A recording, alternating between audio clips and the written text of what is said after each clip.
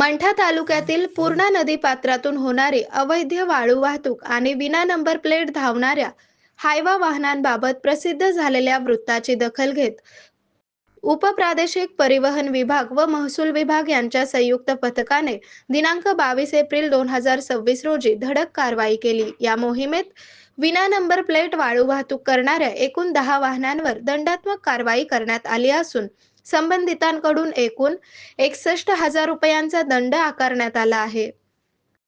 गेल्या काही दिवसांपासून मंठा शहरातून आणि मुख्य रस्त्यांवरून विना नंबर प्लेट असलेले हायवा ट्रक्स सुसाट वेगाने धावत असल्याच्या तक्रारी नागरिक व प्रसार माध्यमांकडून करण्यात येत होत्या। या वाहनांचे क्रमांक जाणीवपूर्वक माती किंवा काळ्या ऑइलने झाकले जात असल्याचे समोर आले होते। या गंभीर बाबीची दखल घेऊन उपविभागीय अधिकारी परतूर श्री पद्माकर गायकवाड व उपप्रादेशिक परिवहन अधिकारी बालाजी धनवे यांच्या मार्गदर्शनाखाली पथकाने ही विशेष मोहीम राबवली।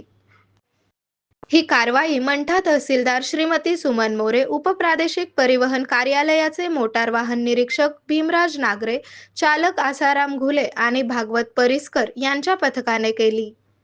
आरोग्य म्हणजे केवळ औषध नाही, तर निसर्गाच्या योग्य उपचारांनी मिळणारी खरी आरामदायक अनुभूती।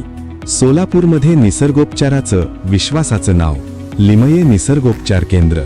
इथे उपलब्ध आहेत विना औषध उपचार पद्धती, ॲक्युप्रेशर, ॲक्युपंक्चर, कपिंग आणि मसाज थेरपी। सर्व प्रकारच्या आजारांवर निसर्गाच्या माध्यमातून